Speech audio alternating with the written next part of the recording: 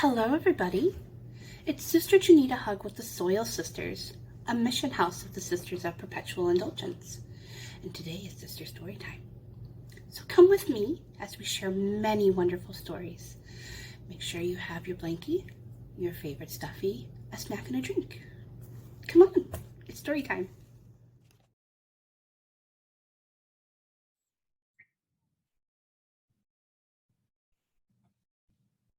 Hey everyone, this is Sister Marjorie Arcana. I'm with the Soil Sisters, and I am here to read you Noodle and the No Bones Day, written by Jonathan Graziano. I personally love pugs myself, so I'm really excited. So we can see this cute little illustration of a pug. Noodle is a pug. A silly, stubborn, sweet old pug who lives a very busy life.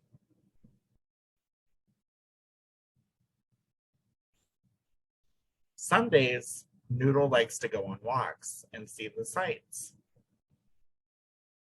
Some days, he likes to sit outside and bark at passerby. And every day, he likes to eat snacks. More chicken, please. He's a pug who knows what he wants.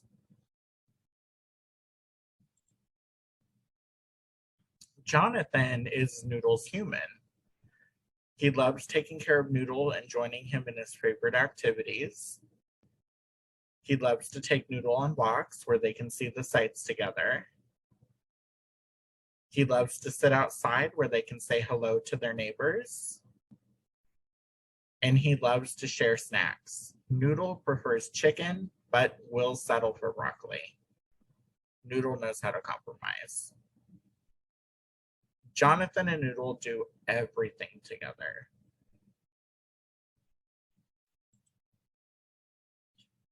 One day, Jonathan went to take Noodle on his walk. Noodle lay in his bed with one eye open. He very clearly did not want to go on a walk. Do you want to see the sights, or sit outside, or have some snacks? Jonathan asked. Noodle did not want to see the sights or sit outside. He did want snacks, but still he stayed in his bed.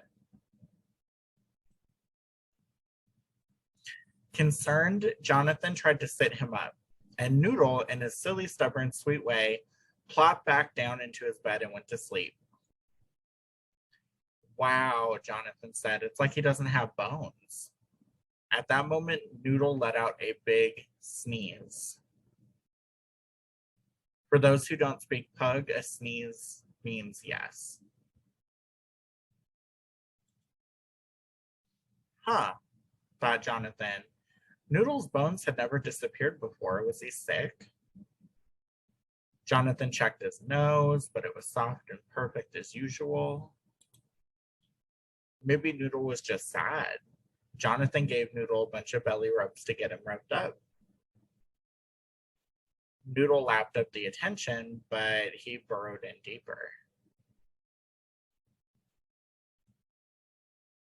Perhaps Noodle was hungry. He was, as always, but still, he stayed in bed.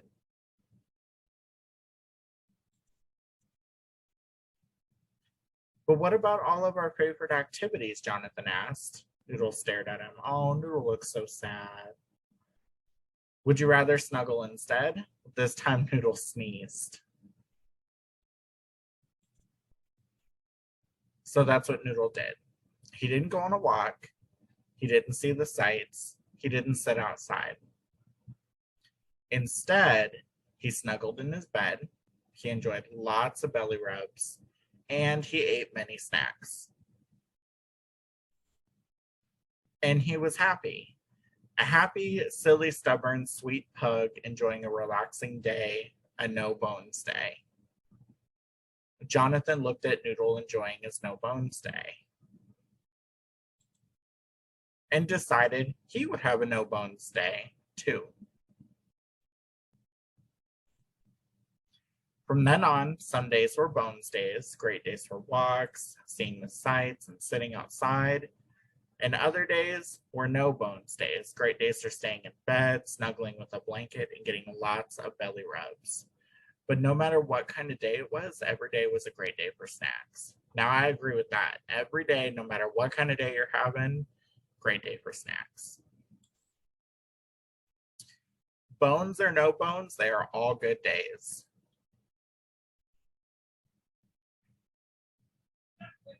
And that was the end of Noodle and the No Bones Day book. I hope you enjoyed this reading. I hope that you remember that whether you have a Bones Day or not, you are still valid, worthy, and loved. Have a wonderful, wonderful day.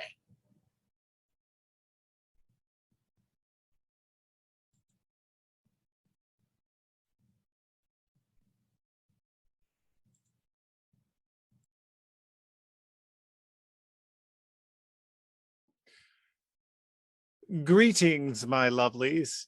It is I, Mothra Stewart, Sister Mothra Stewart of the Soil Sisters, a mission house of the Sisters of Perpetual Indulgence.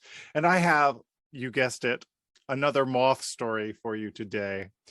We've been having some fun getting to know moths in the last few months and seeing that there's a lot of books for young readers about moths. And they get more and more interesting the older you get, if you're interested in moths or other creatures. It's July now, and I hope you've maybe taken a chance to go outside with a flashlight and look around and see what kinds of wonderful moths are appearing in your yard or in your neighborhood. Whether you live in a city or whether you live in the country, they're out there, they're everywhere, and they are fascinating. And yes, Sister Mothra Stewart loves every one of them and is absolutely fascinated by them. Well, I've got a little bit of a different kind of story for you this month. And yes, it's about moths. It's about a particular species of moths, but really it's more about the concept of evolution and how moths have demonstrated in a very short amount of time how things like natural selection and adaptation work. So I'm going to do like I've done in the past and share my screen with you as we look at this wonderful book called Moth.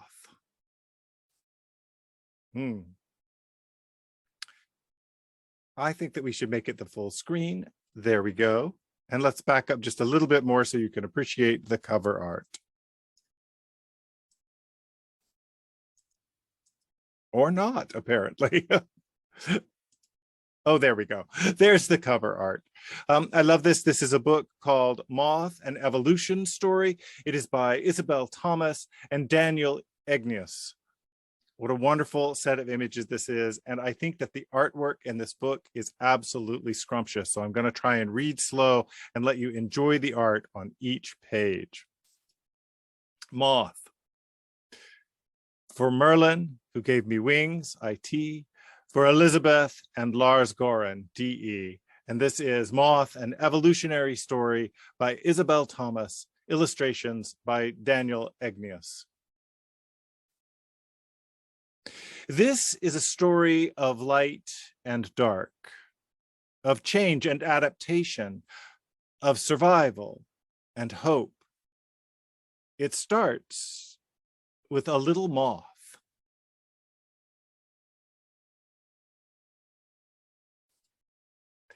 A shiny cocoon wiggled and jiggled in the moonlight. Something was waking up from a long winter's sleep.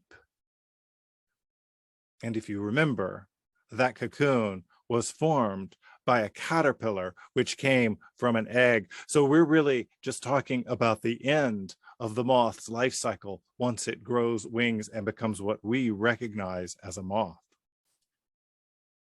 6 little legs uncurled, 2 tiny antennae unfurled, and 4 salt and pepper wings stretched and quivered in the breeze.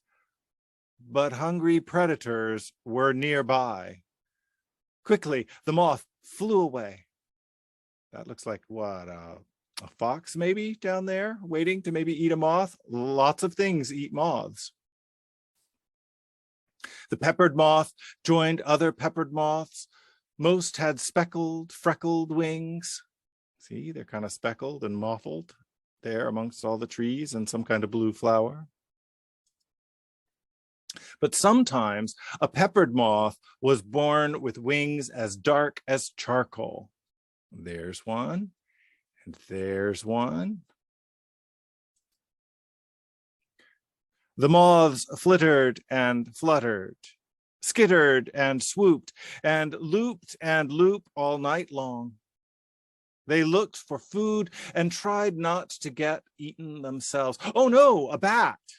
Look at those bats. They have funny eyes, don't they?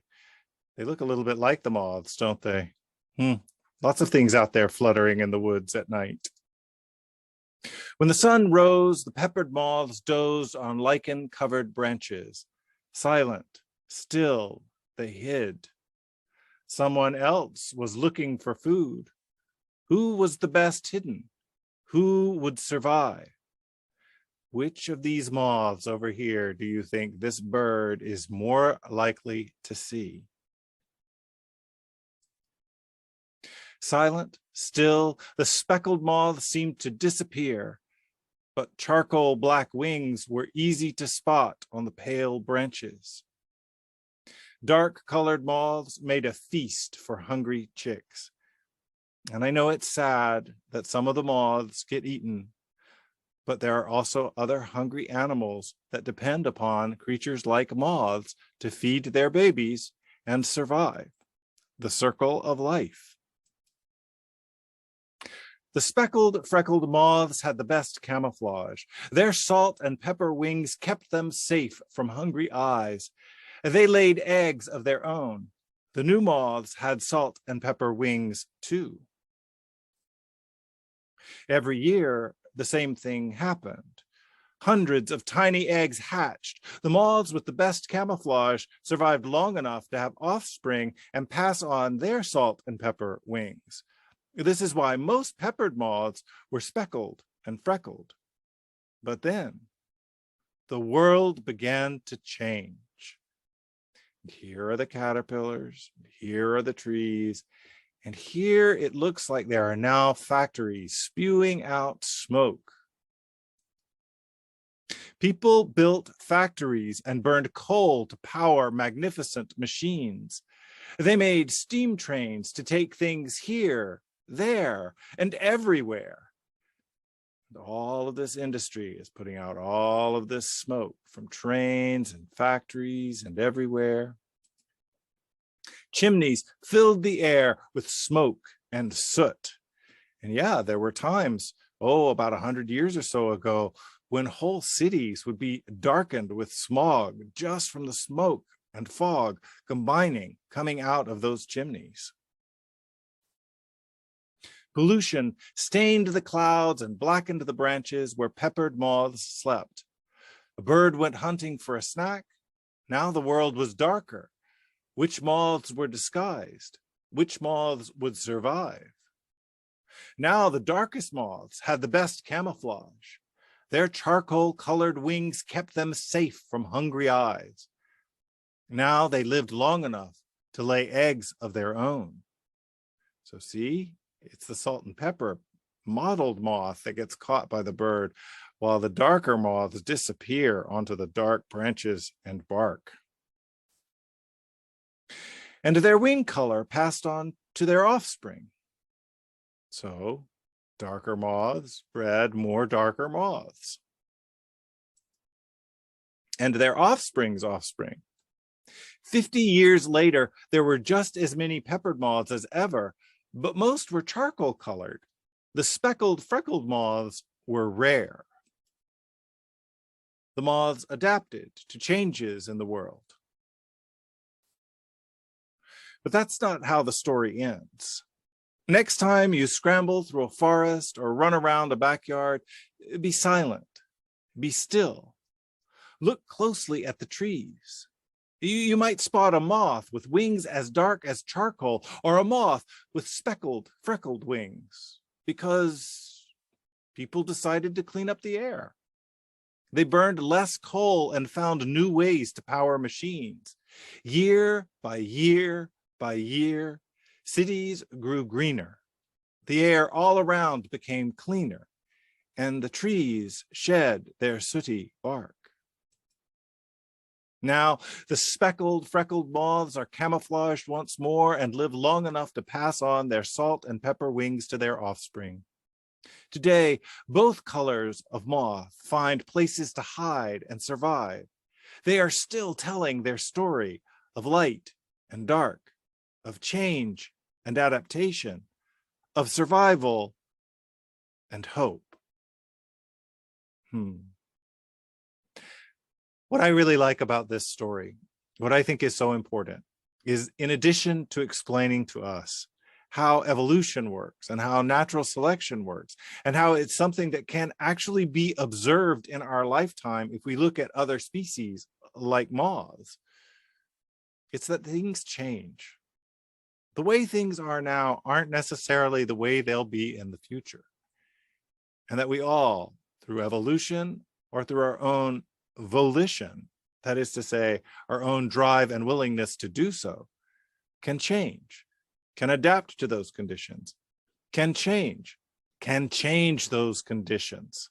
Just like we cleaned up many, maybe not all yet, but many of those factories and their pollution, so too can we adapt to the changes that come to us.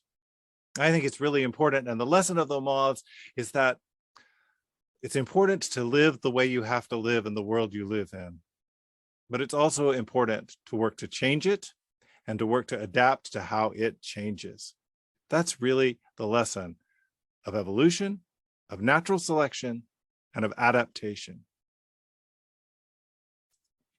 Well, that's my lesson. That's my story this month for Sister Story Hour. You've been listening to Sister Mothra Stewart of the Soil Sisters, a mission house of the Sisters of Perpetual Indulgence, sharing yet another of my favorite kinds of children's literature and children's stories, those that deal with the natural world, and in this case, my best and favorite kinds of creatures, moths. Until next time, bye.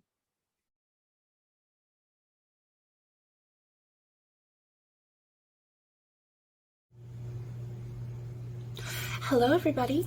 It's Sister Janita Hug with the Soil Sisters, and today I want to read to you a story called After the Fall, How Humpty Dumpty Got Back Up Again. Are you guys ready? My name is Humpty Dumpty. This was my favorite spot high up on the wall. I know, it's an odd place for an egg to be, but I loved being close to the birds. Then one day, I fell. I'm sort of famous for that part. Folks called it the Great Fall, which sounds a little grand, but it was just an accident. But it changed my life.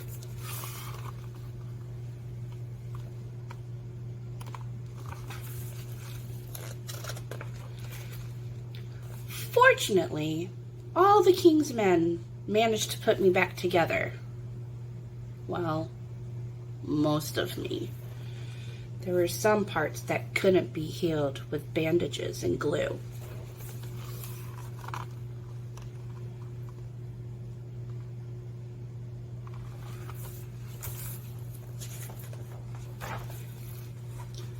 After that day, I became afraid of heights. I was so scared that it kept me from enjoying some of my most favorite things.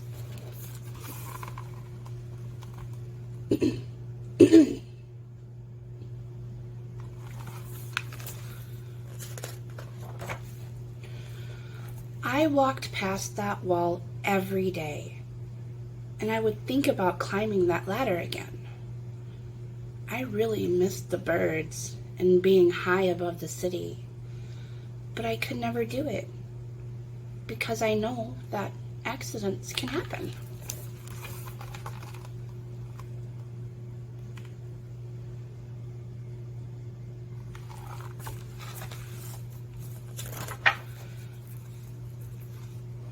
I eventually settled for watching the birds from the ground. It wasn't the same, but it was better than nothing. Then one day, an idea flew by.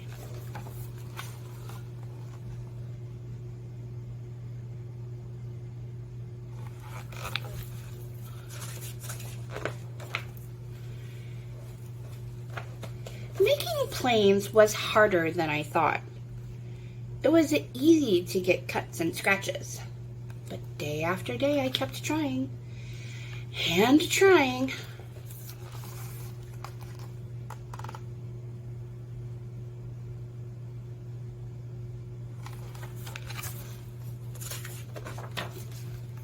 Until I just got it right.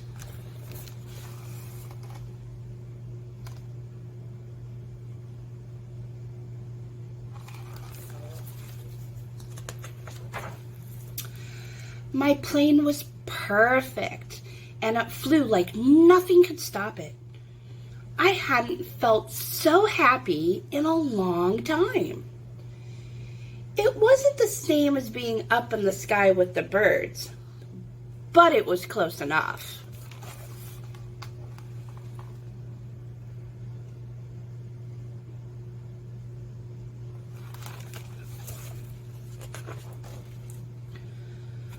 Unfortunately, accidents happen.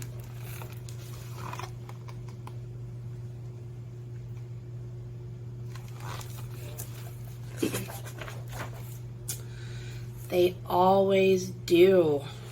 Oh no. Something's happening up there, guys.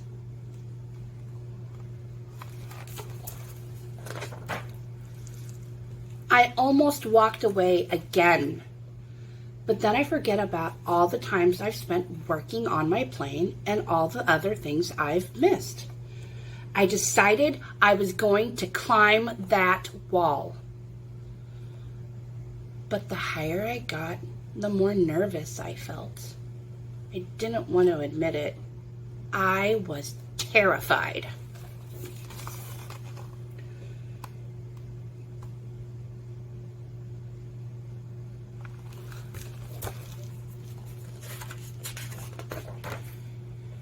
I didn't look up. I didn't look down. I just kept climbing, one step at a time.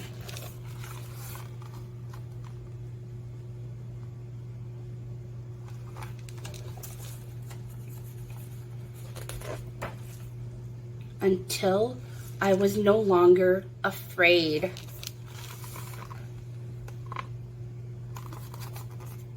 There he is.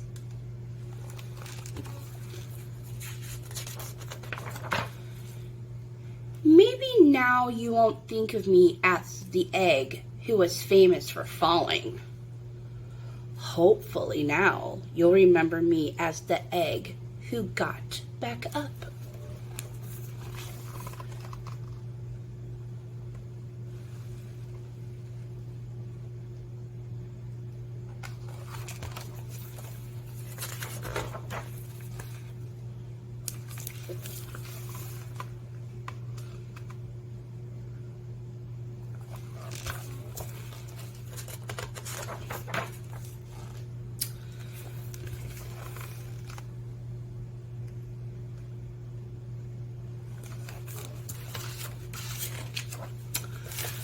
Thank you so much for sharing time with me today to read a story. The important lesson of this one is that sometimes life can knock us down, and we're kind of scared afterwards to get back up and do it again. But if we dig down deep inside of ourselves, we can find our courage, and we can pick ourselves back up and continue in the world making changes. I hope you all have a wonderful day. I heard there's more stories coming. Love you. Bye-bye.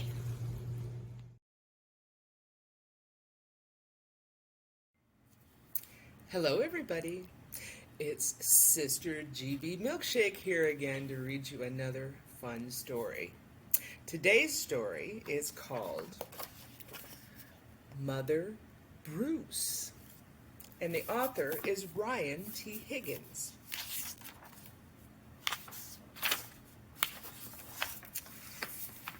Bruce was a bear who lived all by himself. He was a grump.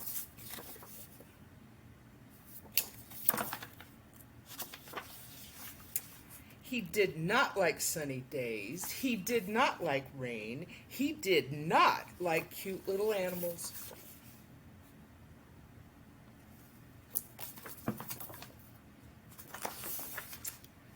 Bruce only liked one thing: eggs. He collected them from all over the forest. But Bruce didn't eat eggs raw like other bears.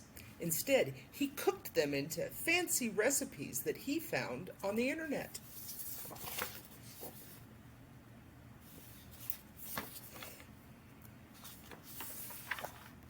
One day, Bruce came across a recipe for hard-boiled goose eggs drizzled with honey salmon sauce.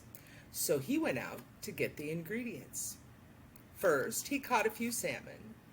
Then he collected honey from a local beehive. He liked to support local businesses, you see. Last, he went to Mrs. Goose's nest to pay her a visit. He even has the nerve to ask if they're organic. At home, Bruce prepared the eggs for hard boiling. But the fire in his stove fizzled, so he went out to get more wood. When Bruce came back, he met with an unwelcome surprise.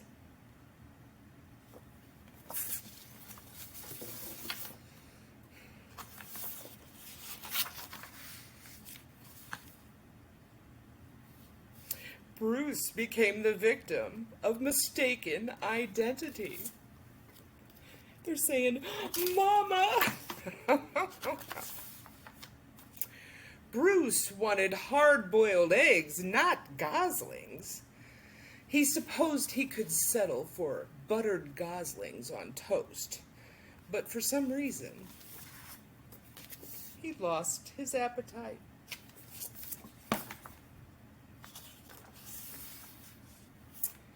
Bruce scooped up the little geese and stomped back to their nest. I will ask Mrs. Goose about her return policy. Only to find Mrs. Goose had flown south early, leaving a note saying be back in April. Bruce left the goslings there anyway, and he went back home.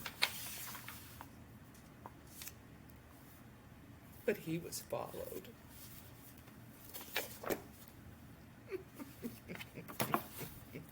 Bruce was very stern and said things like, "Go away," and "I am not your mother," and also, "I liked you better when you were eggs."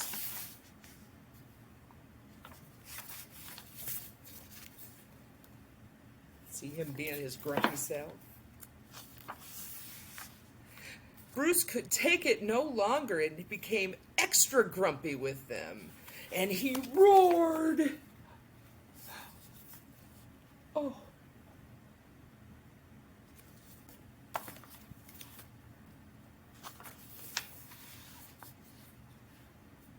It didn't work. Goslings always follow their mother, even if she is a he and he is a bear.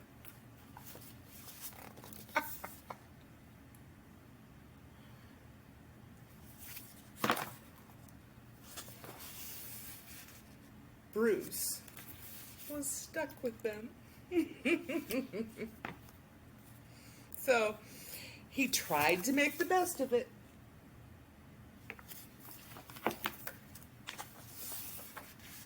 It was hard work.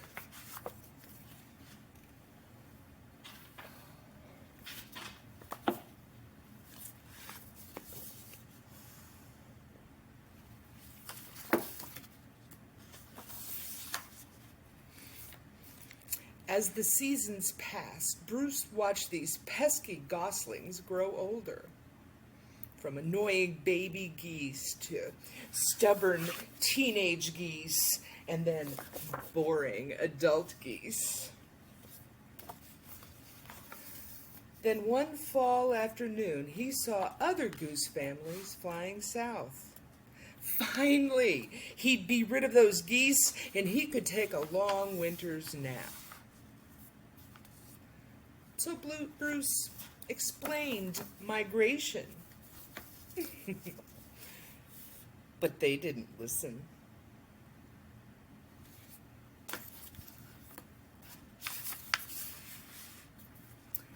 Bruce needed the geese to leave, so he got creative. Very creative.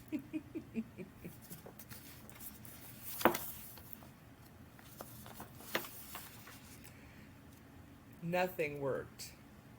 The geese would not leave Bruce.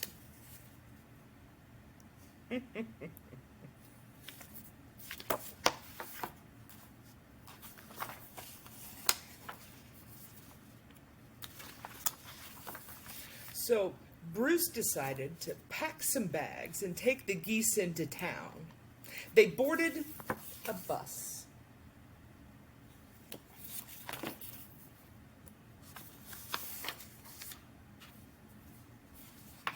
And migrated to Miami. Now, every winter, Bruce and his geese head south together. They laze about on the beach in tacky shirts, sipping ice-cold lemonade while Bruce dreams of new recipes. Recipes that don't hatch.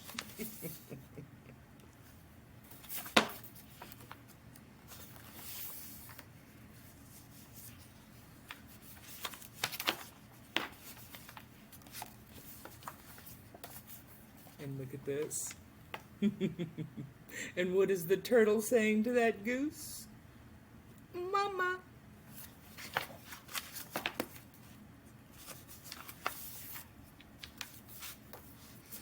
Thank you for spending time with me today. See you next time.